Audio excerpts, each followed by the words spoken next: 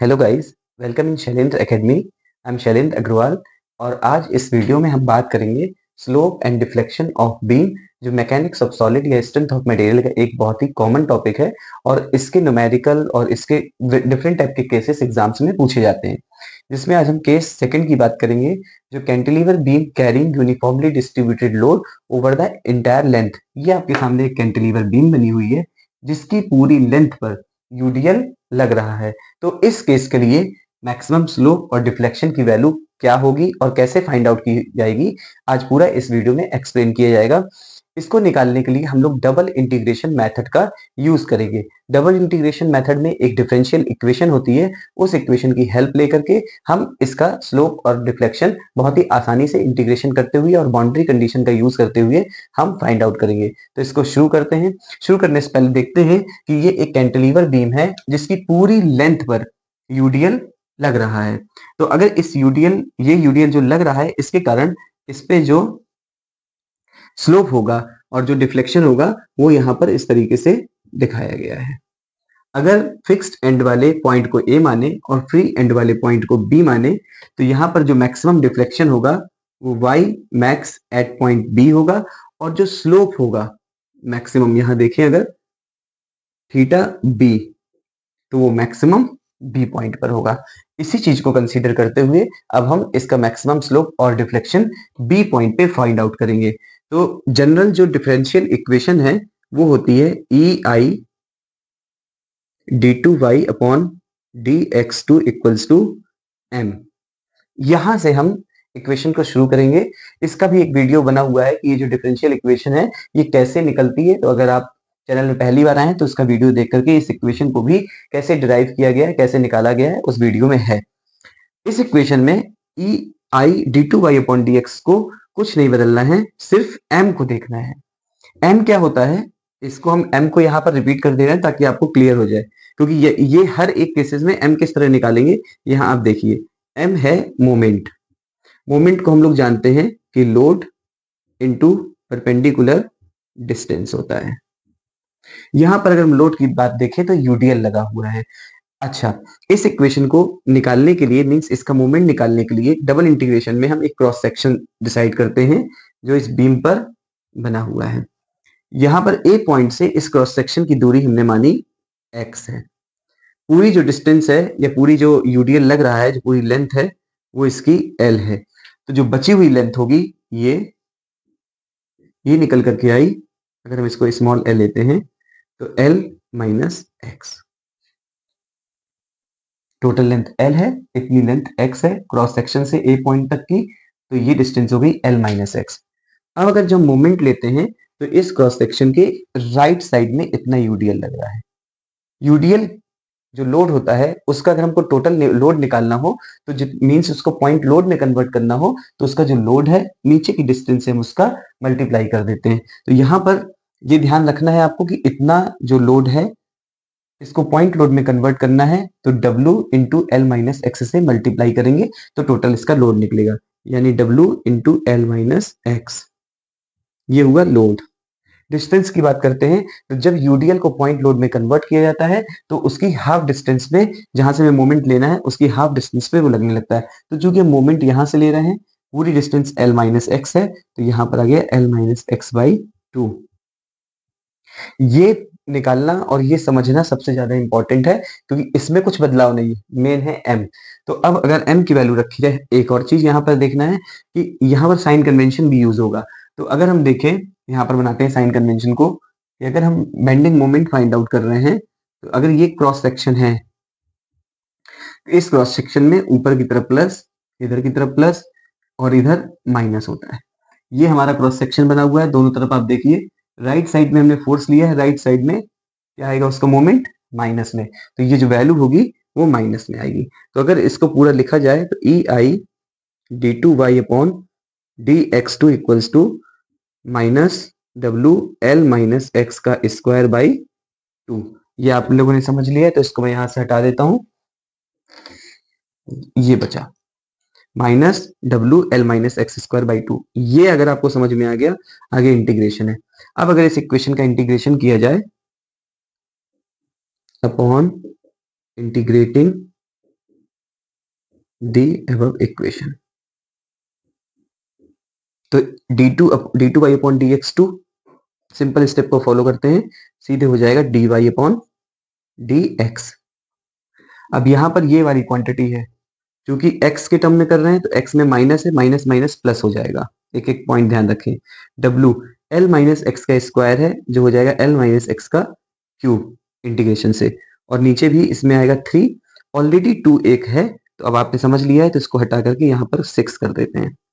तो आया w upon 6 l minus x का cube plus c1, constant of integration. अब इस डबल इंटीग्रेशन मेथड में हमें c1 की वैल्यू निकालनी होगी, जो बाउंड्री कंडीशन से आएगी। तो हम बाउंड्री कंडीशन को अगर देखें, मैक्सिमम जो डिफ्लेक्शन और स्लोप है वो b पॉइंट पे आ रहा है, लेकिन अगर इसको ऐसे लेते जाए पीछे को, तो a पॉइंट पर डिफ्लेक्शन भी 0 है, स्लोप भी 0 है। तो अभी हम स्लोप वाली इस इक्वेशन लेकर के सॉल्व कर रहे हैं। तो अगर हम x बराबर बाउंड्री कंडीशन लगाएं, क्या लगेगी बाउंड्री कंडीशन? एट x बराबर 0। देखो x बराबर 0 क्यों लिया है? क्योंकि यहां से x शुरू हुआ है, तो अगर x बराबर 0 लेना है तो a पॉइंट आ जाएगा, इस जगह पे स्लोप भी 0 है, तो dy अपॉन dx बराबर भी क्या होगा? 0। फिर इस इक्वेशन को हमने लिया, ये बीच में बाउंड्री कंडीशन लगी, c1 की वैल्यू निकालनी है, dy अपॉन dx यहाँ पर रखेंगे, 0 आ जाएगा पूरा, बराबर x बराबर 0 रखने पे आएगा प्लस WL अपॉन 6 का क्यूब और प्लस c1। यहां से c1 इक्वल्स, यहां से c1 बराबर निकल करके आया माइनस WL क्यू अपॉन 6। ये हुई c1 की वैल्यू। क्लियर? अब यहां पर c1 की वैल्यू हम यहां से यहां पर पुट कर देंगे, तो हमारा निकल करके आया E I d y upon d x बराबर W upon 6 L minus x का क्यूब प्लस c1 क्या आया है? Minus WL cube upon 6। बिल्कुल सिंपल स्टेप को फॉलो कर रहे हैं। अब देखिए, 0 लगाया था तो हमने c1 की वैल्यू निकाली। हमारे टॉपिक में हमें स्लोप और डिफ्लेक्शन मैक्सिमम निकालना, जो किस पॉइंट पे? b पॉइंट पे। तो b पॉइंट, यहाँ पे x बराबर 0 था, b पॉइंट तक आने के लिए हमें कितना रखना पड़ेगा? x बराबर l।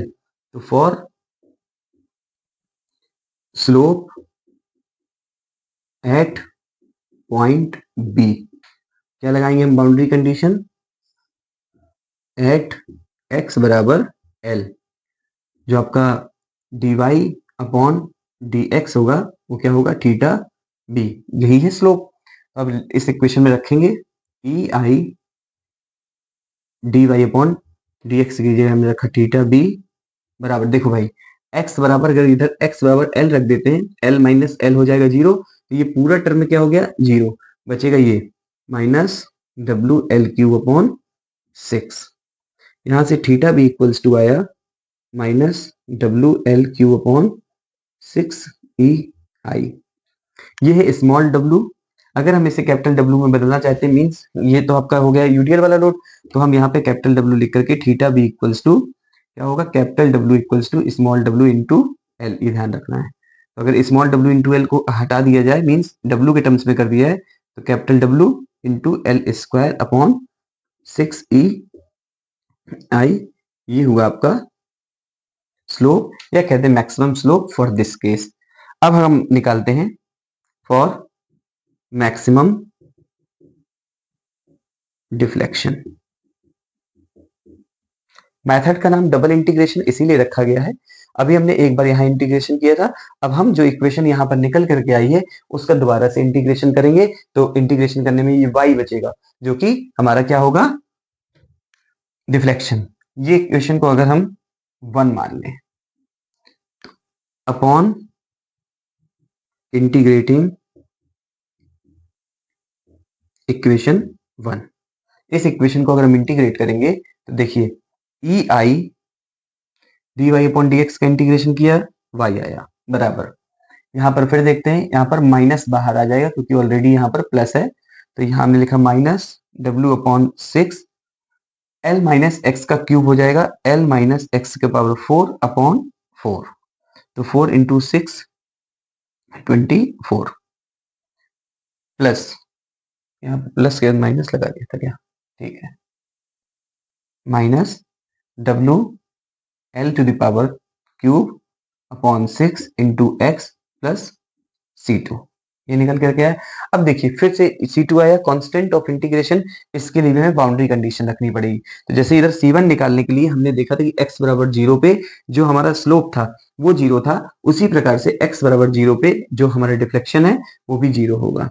तो एट x बराबर 0 जो डिफ्लेक्शन है वो क्या है, 0। यहां पर रखते हैं वैल्यू इसकी इस इक्वेशन में, तो ये 0 हो जाएगा। इसको लिखा 0 बराबर x बराबर 0 रखने पर ये रह जाएगा minus W L to the power 4 upon 24 minus ये x बराबर जब 0 रखा ये 0 हो जाएगा, बचेगा C2 यानी कि प्लस C2। तो C2 की वैल्यू क्या निकल करके आई, plus W L to the power 4 upon 24। इसे हम इक्वेशन में रखेंगे तो क्या आएगा, E I y equals to minus W upon 24 L minus x to the power 4 minus W L cube upon 6 into x plus C2 की value W L to the power 4 upon 24। अब maximum हमें अगर deflection निकालना है किस point पे, B पे, तो अगर x यहाँ पर 0 है तो B तक जाने के लिए x कितना रखना पड़ेगा, L। तो हमने बाउंड्री कंडीशन लगाई at x equals to L। जो y है आपका वो क्या हो जाएगा, y मैक्स। इस पे पुट करेंगे तो ई आई वाई मैक्स बराबर x बराबर अगर L पुट कर देंगे तो ये 0 हो जाएगा, ध्यान दीजिएगा। अगर x बराबर यहाँ पे L रख दें, L माइनस L 0 हो जाएगा तो ये खत्म हो जाएगा। माइनस यहाँ पर रखते हैं minus W L cube upon 6 into x की जगह L रखा L plus W L to the power 4 upon 24। इसको अगर सॉल्व करते हैं E I y max equals to 24 common ले लेंगे तो यहाँ पर आ जाएगा minus 3 W L to the power 4 L L cube 4 हो जाएगा अपॉन 24 या equals to minus W L to the power 4 upon 8। या अगर हम वाई मैक्स निकालते हैं तो आ जाएगा minus W L to the power 4 upon 8 ई आई। 8 ई आई है। अब यही वही चीज यहाँ पर क्या, अगर हमें कैपिटल रखना है तो हम स्मॉल डब्ल्यू इंटू एल बराबर कैपिटल डब्ल्यू रख देंगे। तो वाई मैक्स इक्वल्स टू आया minus W L Q upon 8 ई आई। तो आप अगर देखें बिल्कुल सिंपल तरीके से क्या चीज का याद रखना है, सबसे पहले कि ये देखिए इंपॉर्टेंट पॉइंट इस स्लोप और डिफ्लेक्शन कि ये इक्वेशन हमें यूज करनी है जो क्या है, डिफरेंशियल इक्वेशन। फिर इसका एम हर केस में आगे भी, और जो हमने अभी इसका एक फर्स्ट केस जो है ऑलरेडी जब कैंटिलीवर बीम के एंड पॉइंट पर एक पॉइंट लोड लगा हुआ, उसका वीडियो पहले बन चुका है जो इसी चैनल में पड़ा हुआ है, उसका लिंक भी शेयर कर देंगे तो आप देख सकते हैं। ये सेकंड केस है। इसका थर्ड केस करेंगे तो हमें एम ध्यान रखना कि एम ये कैसे आ रहा है, ये ध्यान रखना है। क्रॉस सेक्शन लेने के बाद वाले पोर्शन का हमको मोमेंट निकालना है। फिर इसके बाद हमने सबसे पहले उसका इंटीग्रेशन किया, इंटीग्रेशन करने में जो ये चीज आई इसी को स्लोप बोलेंगे। बाउंड्री कंडीशन लगाया, क्यों, क्योंकि हमें कांस्टेंट ऑफ इंटीग्रेशन को हटाना है, उसकी वैल्यू निकालनी है, वैल्यू निकाली। फिर इसके बाद जिस पॉइंट पे मैक्सिमम स्लोप है उधर की लिमिट लगा दी। फिर इसके बाद हमने मैक्सिमम डिफ्लेक्शन के लिए इस वाले इक्वेशन को लिया, जहां तक स्लोप आ गया था उसका इंटीग्रेशन किया, उस पर बाउंड्री कंडीशन लगाई और मैक्सिमम स्लोप और मैक्सिमम डिफ्लेक्शन आपके सामने है। तो इस वीडियो में पूरा का पूरा मैक्सिमम स्लोप और डिफ्लेक्शन इस केस के लिए था जब कैंटिलीवर बीम पे यूनिफॉर्म डिस्ट्रीब्यूटेड लोड लग रहा है। नेक्स्ट वीडियो में हम सिंपली सपोर्टेड बीम की बात करेंगे। वीडियो पसंद आया है तो वीडियो को लाइक कीजिए, कमेंट कीजिए, अपने फ्रेंड्स के साथ शेयर कीजिए। अब नेक्स्ट वीडियो में मिलते हैं। Thank you so much for watching. Thank you.